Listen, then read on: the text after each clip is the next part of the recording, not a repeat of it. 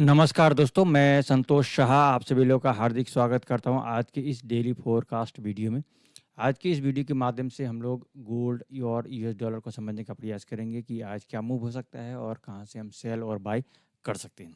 सबसे पहले हम चलेंगे फॉरेक्स फैक्ट्री के वेबसाइट में, उसके बाद हम जियोपॉलिटिकली चीज़ों को समझेंगे और चार्ट के माध्यम से हम विस्तार से समझने का प्रयास करेंगे कि मार्केट में आज हम कहाँ से क्या कर सकते हैं। तो सबसे पहले हम चलते हैं फॉरेक्स फैक्ट्री की वेबसाइट में। तो यहाँ हम आ गए हैं फॉरेक्स फैक्ट्री की वेबसाइट में। तो यहाँ पर आप देख पा रहे हैं आज के दिन में कोई मेजर इवेंट नहीं है, एक मीडियम इम्पैक्ट का न्यूज़ है जिसका इम्पैक्ट बहुत ज़्यादा मार्केट के ऊपर में नहीं पड़ेगा। लेकिन जिस दिन किसी प्रकार का कोई न्यूज़ नहीं रहता है हाई इम्पैक्ट वाला, तो मार्केट मेकर लोग उस दिन मार्केट को चलाने का कोशिश करता है। तो आज आप लोग समझ जाइए कि आज भी मार्केट ठीक उसी प्रकार से जिस प्रकार से मंडे और ट्यूसडे को कर रहा था वैसा कर सकता है और मार्केट को किसी भी डायरेक्शन में लेके जाने का प्रयास कर सकता है मार्केट मेकर लोग। तो बहुत ही सावधानीपूर्वक और जोन टू जोन ट्रेड को करने का कोशिश करना पड़ेगा आज के दिन में। तो उसके बाद हम लोग चलेंगे आपको जियोपॉलिटिकली चीज़ों को समझते हैं कहाँ पर लड़ाई चल रहा है। तो लड़ाई के बारे में अगर बात करेंगे तो आप समझ ही रहे हैं कि इजराइल और हमास का लड़ाई चल रहा है और इसमें अभी तेज़ी आया हुआ है। तो स्वाभाविक सी बात है कि उसका इफेक्ट तो मार्केट के ऊपर में पड़ना ही है। तो ये वार अभी जल्दी ख़त्म होने वाला कोई चांसेस दिख नहीं रहा है।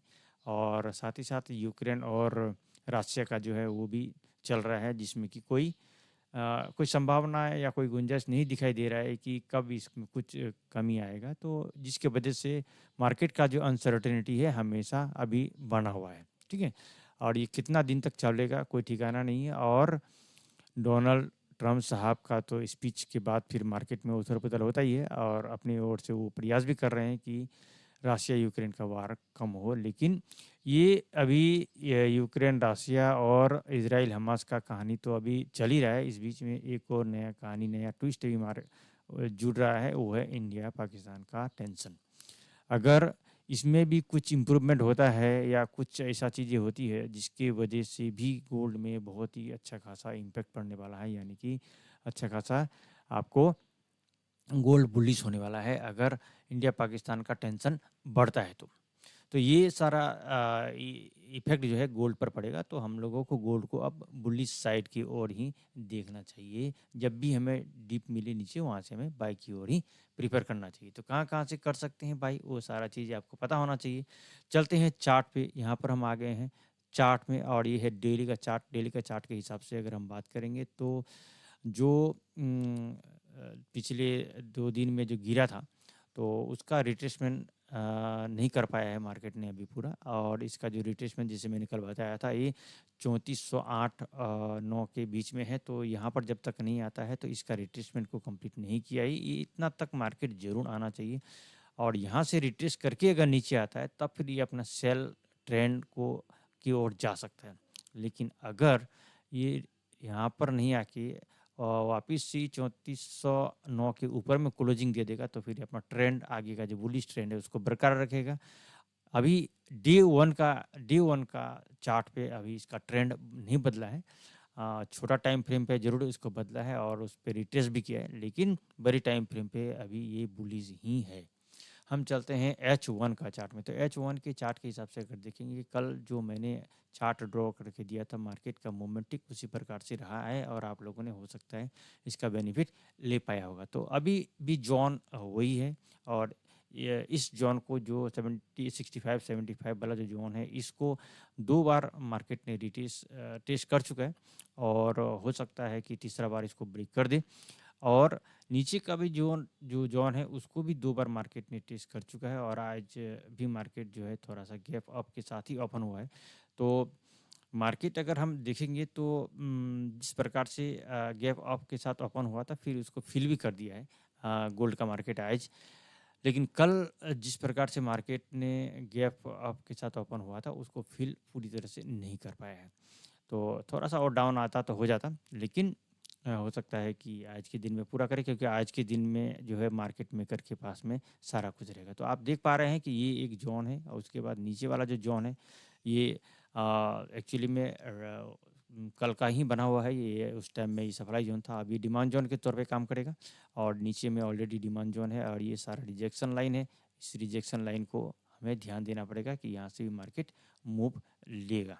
तो ये सारा रिजेक्शन लाइन है और अगर इसके नीचे आता है तो ये एक स्ट्रॉन्ग हमारा डिमांड जोन है जो कि 2300, ये एक्चुअली में 23 नहीं होगा, ये इसको हम ठीक कर देते हैं, ये होगा आपको 3291 से 3283 के बीच में, और इसके नीचे जो है एक डिमांड जोन है 3246 और 37 के बीच में, एक बहुत ही स्ट्रॉन्ग है। यहाँ तक मार्केट नहीं आए तो अच्छा है, अगर यहाँ तक आ जाता है तो समझिए कि बहुत ही शानदार एक बाइंग अपॉर्चुनिटी मिलने का संभावना है।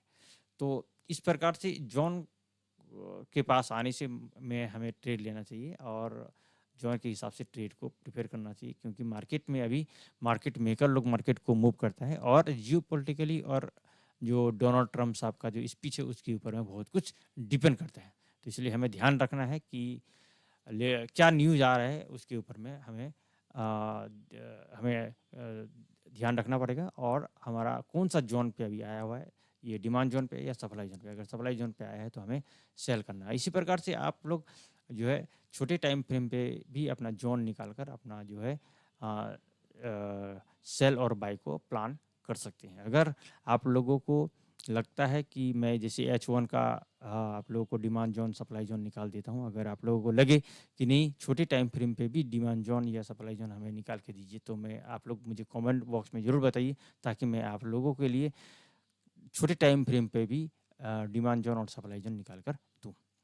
चलते हैं हम DXY पे। तो DXY का जो है डेली का ट्रेंड कुछ बदलने का प्रयास कर रहा है, लेकिन नीचे का जो सपोर्ट है उसको वो वैलिड रखा है अभी तक। और कल के दिन में मार्केट जो है बहुत ज़्यादा मूवमेंट नहीं किया और अप साइड डाउन साइड और अप साइड कल के दिन में ओपन होने के बाद डाउन साइड की ओर ही रहा, लेकिन आज फिर गैप अप के साथ ओपन हुआ। और देखिए मजे की बात, आज गोल्ड भी अप गैप अप के साथ ओपन हुआ और DXY भी, गोल्ड भी ऊपर जा रहा है और DXY भी ऊपर जा रहा है। तो बहुत बार ऐसा भी होता है।